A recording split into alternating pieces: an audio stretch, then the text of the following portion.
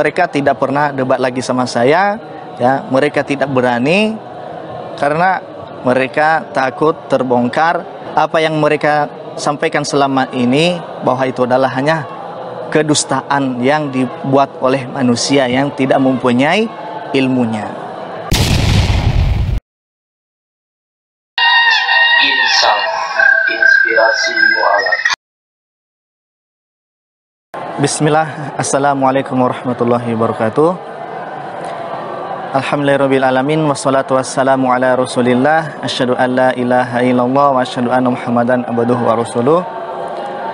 Alhamdulillah, segala puji bagi Allah subhanahu wa ta'ala yang selalu memberikan kita kesempatan, kenikmatan serta hidayahnya sehingga bisa kita istiqomah dan merasakan manisnya iman di dalam Islam. Alhamdulillah, salawat serta salam mari saya haturkan kepada Nabi Muhammad SAW, karena beliau adalah yang telah mengajarkan kepada kita berbagai macam cara agar hidup kita di dunia ini bisa kita menggunakannya dengan sebaik-baik mungkin dalam melakukan ketaatan kepada Allah Subhanahu wa taala. Saya adalah seorang mualaf yang berasal dari Pulau Nias, dan saya dilahirkan dalam keadaan non-muslim, yaitu Nasrani, ya, Kristen, ya. Dan alhamdulillah setelah saya dilahirkan di dunia ini, ya, sebelum saya masuk Islam, maka saya menjalani kehidupan yang mana petunjuk kehidupan kita itu tidak akan kita tahu hidup itu buat apa dan kepada siapa kita akan bergantung, ya. Selama ini yang saya rasakan selama waktu saya masih Kristen, ya, dalam agama saya sendiri itu saya bingung, ya, apa yang harus apa yang saya lakukan, apa yang harus perbuat, ya. Dan disitulah saya dididik oleh keluarga dengan agama Nasrani, yaitu Katolik, ya. Setelah Katolik dan saya pernah pindah ke Protestan, yaitu agama Nasrani juga. Dan setelah sekian lama saya belajar agama, ya, disitulah makin lama makin kehidupan ini saya tidak mengerti apa tujuannya. Bahkan tidak ada rasa kebahagiaan sedikit pun yang saya rasakan selama masih Kristen, ya, sehingga hati itu tertutup dengan penuh kegelapan yang mana tidak bisa kita menuju atau berjalan ke suatu tempat yang kita ingin kita capai, ya.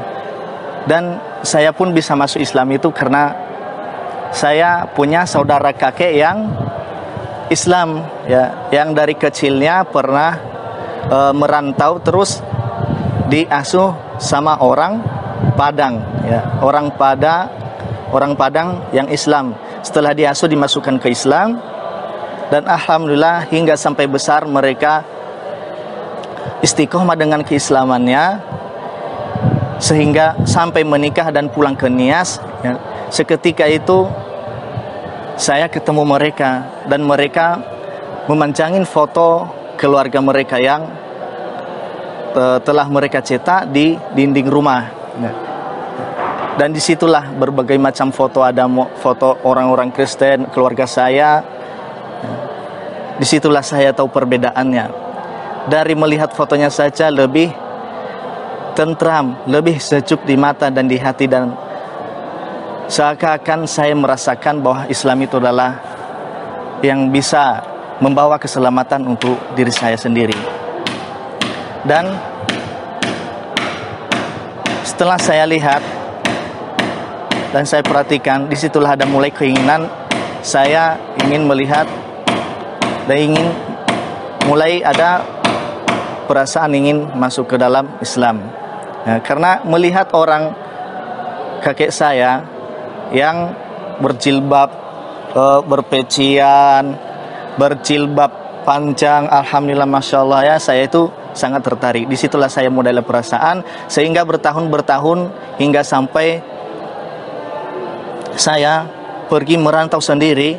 Disitulah saya menjadi orang yang nakal ya. Saya pernah nakal ya, hingga ikut preman ya, minuman, khomer, dan segala macam kemaksiatan saya pernah jalani ya.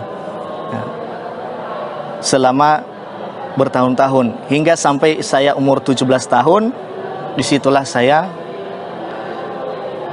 mulai ada tumbuh keinginan yang semula pernah ada, yaitu ingin masuk Islam. Dan alhamdulillah disitulah Allah memberikan hidayahnya kepadaku ya. Allah telah memilihku untuk masuk Islam, untuk berjuang dalam menegakkan agama Islam. Dan saya masuk Islamnya di daerah Riau ya. Di daerah Riau. Dan disitulah saya disyahadatkan. Disitulah saya mulai diajarkan apa itu Islam, mulai dari wudunya, dari cara tidurnya, dari makannya. Dan setelah saya syahadat ya, setelah masuk Islam, alhamdulillah saya merasakan suatu keindahan, ketentraman yang ada di dalam diri saya, yang mana sebelumnya tidak pernah saya merasakan itu semua. Dan alhamdulillah setelah saya bersyahadat, mandi, setelah mandi dan menelpon kepada orang tua, wahai Pak, saya telah masuk Islam. Dan disitulah saya dimarahin hingga sampai dibilang, janganlah kamu jadi Muhammad di sana ya. Janganlah kamu jadi Muhammad di sana. Kamu tidak istiqomah dalam mengimani agama nenek moyang kamu ya. Disitulah saya dibenci oleh keluarga semua. Tapi apa yang saya lakukan? Hanya bersabar. Karena ketika kita mengatakan saya beriman kepada Allah ya, pasti Allah juga akan menurunkan ujian untuk kita. Karena tiada satu ujian pun melainkan di dalamnya itu adalah ada kemuliaan yang diberikan kepada kita oleh Allah Subhanahu wa taala untuk meningkat derajat kita. Hingga sampai bertahun-tahun mereka lah membenci, marah. Saya sudah diputus dari keluarga hingga saya sendiri tidak mempunyai siapa-siapa lagi ya. Tapi apakah itu membuat saya sedih? Tidak. Saya tidak pernah membuat saya sedih, bahkan membuat saya getar sedikit pun untuk meninggalkan Islam. Apa yang harus aku lakukan? Aku hanya bersabar. Sabar dan bersabar. Sehingga setelah saya kabarin kepada orang tua, masuk ke pesantren ya, masuk ke pesantren itu adalah dulu bukan orang yang nyuruh atau dipaksa ya, itu memang keinginan saya sendiri, ingin mendalami Islam ya. Saya pengen belajar Islam. Saya nggak mau hanya status Islam atau hanya dinamakan seorang Muslim, seorang Islam, tapi saya emang benar-benar ingin mendalami apa itu Islam, ingin belajar agama. Setelah masuk saya di pondok, alhamdulillah disitulah saya belajar Iqra ya. Saya belajar Iqra pun itu selama hampir 2 tahun ya.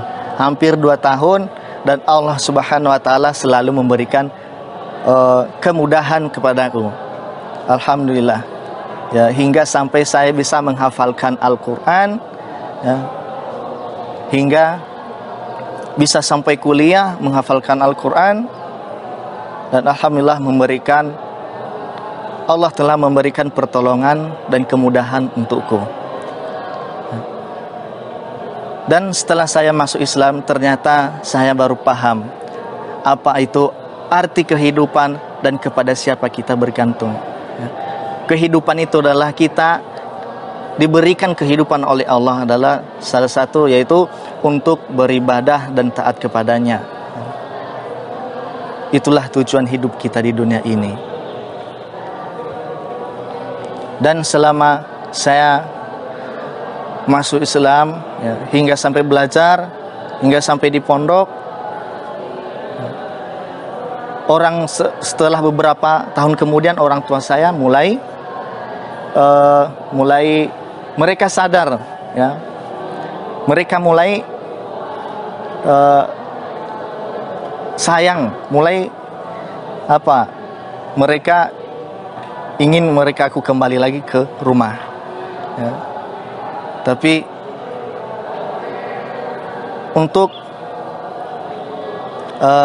demi belajar, saya tidak kembali kepada orang tua ya, hingga sampai saat ini.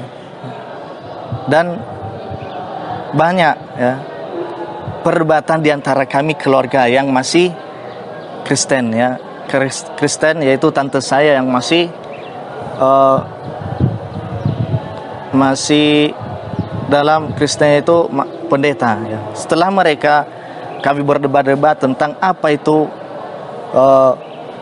Islam ya, mereka berdebat tentang Islam, Kristen ya. Dan disitulah saya tahu dan menjelaskan kepada mereka bahwa Islam itu adalah mengajarkan kita kepada kebaikan, bukan kepada kejelekan atau suatu keburukan. Hingga setelah perdebatan tersebut, mereka tidak pernah debat lagi sama saya ya. Mereka tidak berani karena mereka takut terbongkar apa yang mereka sampaikan selama ini, bahwa itu adalah hanya kedustaan yang dibuat oleh manusia yang tidak mempunyai ilmu. Dan sampai sekarang alhamdulillah saya bersyukur kepada Allah telah memberikan keistiqomahan serta hidayahnya kepada saya hingga sampai saat ini, hingga sampai detik ini. Bahkan adik saya masukkan ke dalam Islam ya, kami syahadatkan alhamdulillah adik saya yang perempuan dan sudah selesai menghafal Al-Quran dalam waktu 2 tahun.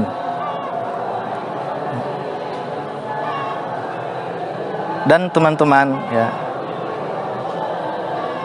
yang Islamnya dari kecil, untuk teman-teman yang dari Islam yang kecil ya, marilah kita jangan kalah semangat kepada seseorang mualaf yang baru tahu Islam, yang baru mengenal Islam.